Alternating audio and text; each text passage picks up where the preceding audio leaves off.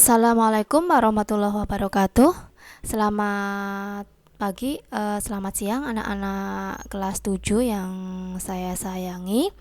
Alhamdulillahirrahmanirrahim, kita berjumpa lagi dalam pembelajaran daring untuk mata pelajaran Bahasa Indonesia kelas 7 ya. Oke, sebelum kita memulai pembelajaran, marilah kita berdoa sebelum belajar. Berdoa dipersilahkan. Ya, setelah berdoa, silakan anak-anak pastikan sudah ada alat tulis di meja kalian, sudah ada buku teks bahasa Indonesia yang sudah dibagikan oleh sekolah ya. Silakan sebagai bahan referensi belajar. Pembelajaran kita kali ini sampai pada menelaah struktur dan kaidah bahasa teks cerita narasi atau imajinasi.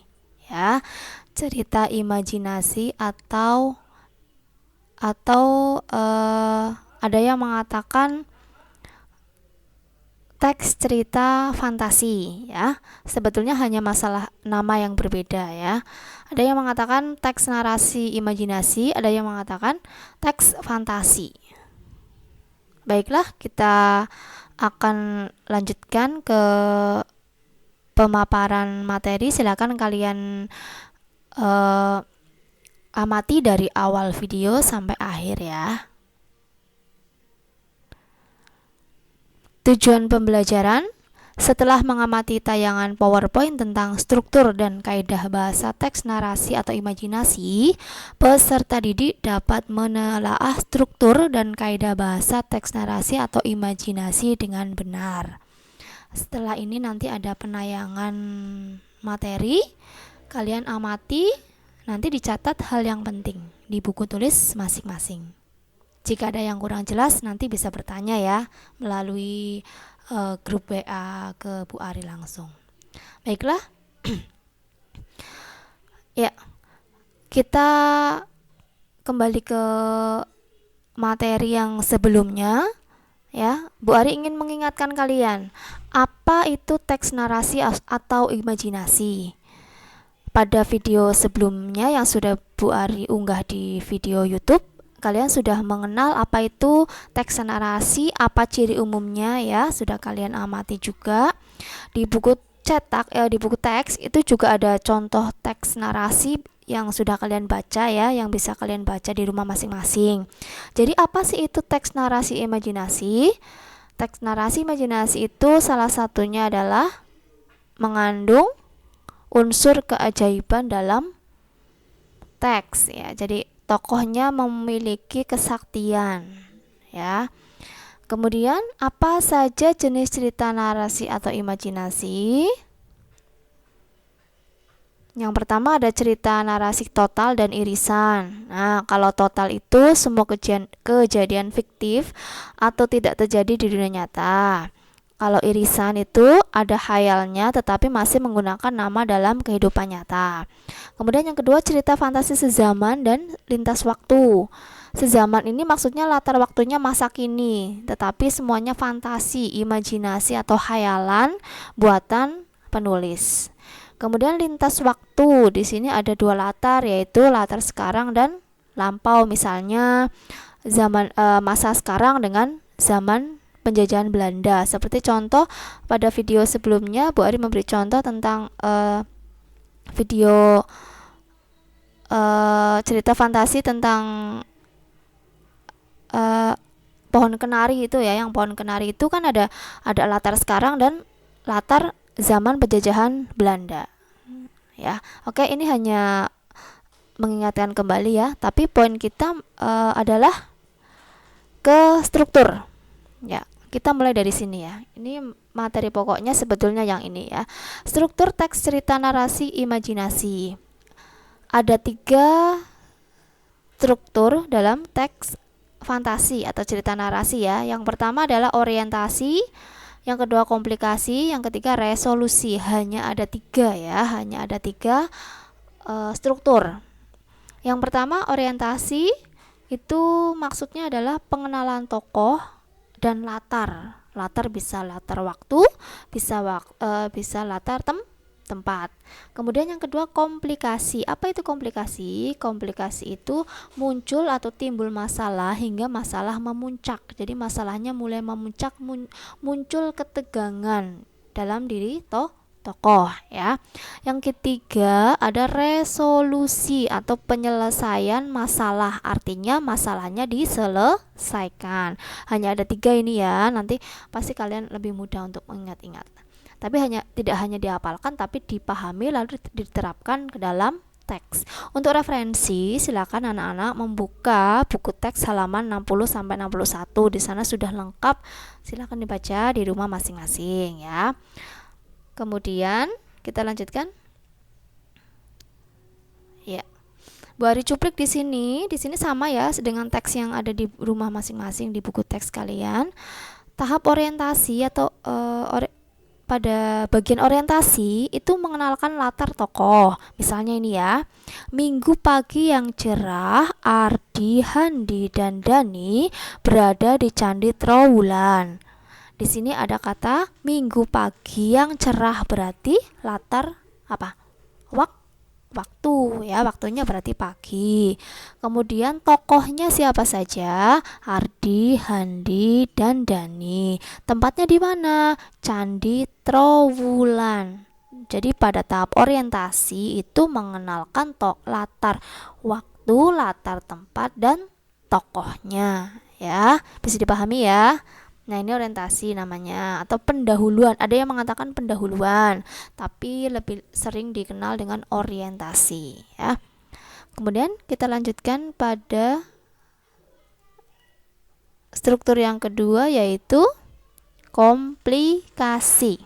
Ada yang mengatakan konflik ya. Tadi komplikasi itu muncul ketegangan sampai akhirnya ketegangan itu memuncak ya. Di sini ada misalnya seperti ini ya. Tolong, tiba-tiba terdengar suara Handi berteriak minta tolong.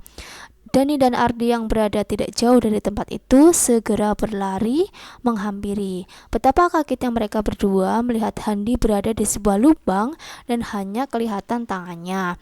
Dengan refleks, Ardi dan Dani menarik berusaha menolong Handi. Tapi terdengar teriakan keras dan mereka bertiga terseret masuk ke dalam lubang itu. Di mana kita? Ardi bertanya sambil menatap tembok sekelilingnya yang memancarkan kemilau keemasan. Tempat apa ini? Handi dan Dani bertanya hampir bersamaan. Ya, ini namanya komplikasi. Jadi muncul masalah hingga nanti masalah itu memuncak menjadi sebuah ketegangan ya. Jadi ada ketegangan di sana nanti ya. Nanti untuk kelanjutannya silakan kalian buka buku teks bahasa Indonesia, di sana sudah lengkap ya.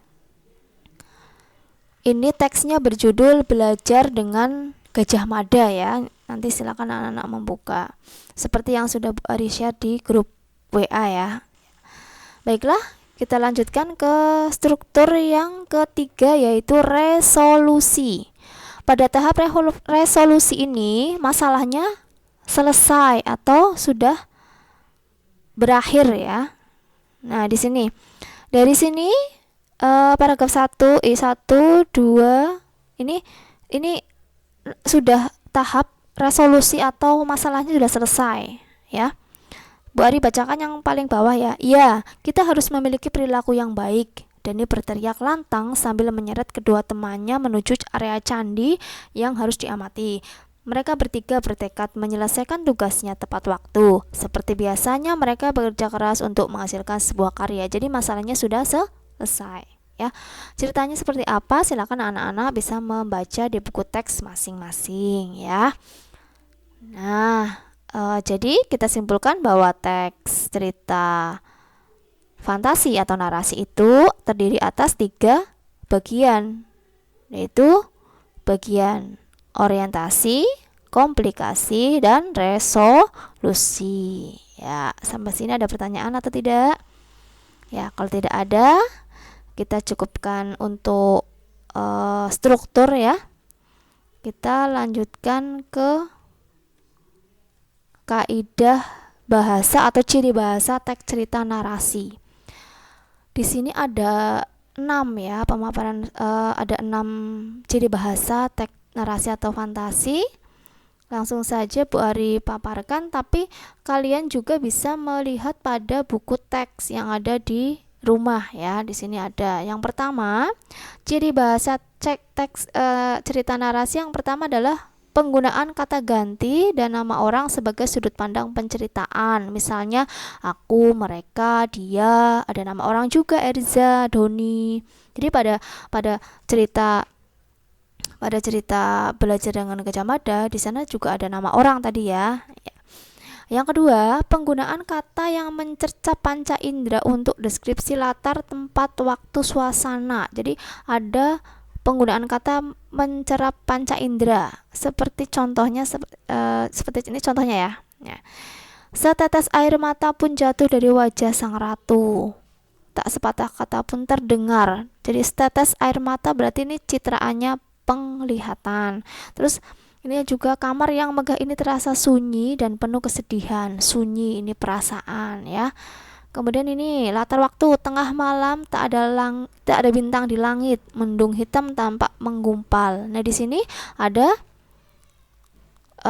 citraan ya, citraan penglihatan. Tengah malam bintang di langit itu citraannya penglihatan. Yang selanjutnya ya, ciri bahasa teks fantasi atau narasi yang ketiga adalah penggunaan pilihan kata dengan makna kias dan makna khusus. Makna kias maksudnya makna yang tidak sebenarnya, dan makna khusus. Alien itu berhidung mancung, dengan hidungnya yang menjulang ia mengendus sekelilingnya. Ya, ada kata menjulang di sini ya, makna kias ya. Maksudnya mancung ya. Di situ ada kata khusus. Yang keempat, ciri bahasa yang keempat adalah kata sambung penanda urutan waktu. Kata sambung urutan waktu yaitu setelah itu, kemudian, sementara itu, bersamaan dengan itu, tiba-tiba, ketika, sebelum, dan sebagainya. Contoh, setelah buku terbuka aku terseret pada masa lampau. Di sini ada kata setelah ya. Ini penghubung kata hubung penanda urutan waktu atau kata sambung ya. Nanti bisa kalian amati di buku teks bahasa Indonesia. Ini ada di sana ya. Oke, yang kelima, ciri bahasa yang kelima adalah penggunaan kata atau ungkapan keterkejutan. Penggunaan kata atau ungkapan keterkejutan berfungsi untuk menggerakkan cerita atau memulai masalah. Misalnya ini tadi, tiba-tiba seorang alien yang berukuran besar datang. Tadi pada contoh ya, cuplikan yang Bu Ari cuplik tadi ada kata tolong. Itu ada ungkapan keterkejutan untuk memulai masalah ya. Atau gubrak misalnya, atau tolong tadi ya. Itu jadi kan ada sesuatu ungkapan untuk mengungkapkan keterkejutan supaya ceritanya itu menjadi asyik ya, menjadi mengejutkan ya, ada masalah di situ. Bisa dipahami sampai sini ya. Oke, kita lanjutkan. Keenam, jadi ciri bahasa yang keenam adalah penggunaan dialog atau kalimat langsung dalam cerita. Contohnya ini. Jadi apa itu kalimat langsung? Kalimat langsung itu kalimat yang langsung diucapkan oleh tokoh, atau dalam hal ini adalah dialog tokohnya ya. Ciri-cirinya ini ada tanda petik 2. Kalau ada tanda petik 2 berarti itu kalimat langsung ya. Raksasa itu mengejar kita, tidak Vonas kalang kabut. Nah, di sini contoh kalimat langsung. Pada teks cerita narasi itu ada kalimat langsungnya atau dialognya. Ya. Sudah jelas ya sampai sini ya? Ya, oke. Demikian pembelajaran kita. Silakan kalian rangkum, kalian tulis di buku masing-masing ya sebagai catatan. Materi kita hari ini adalah struktur dan kaidah bahasa dalam cerita narasi atau imajinasi, atau yang sering juga disebut dengan teks fantasi. Demikian, semoga bermanfaat. Kita akhiri, kita baca hamdalah, alhamdulillahirabbil alamin. Kita akhiri, wassalamualaikum warahmatullahi wabarakatuh.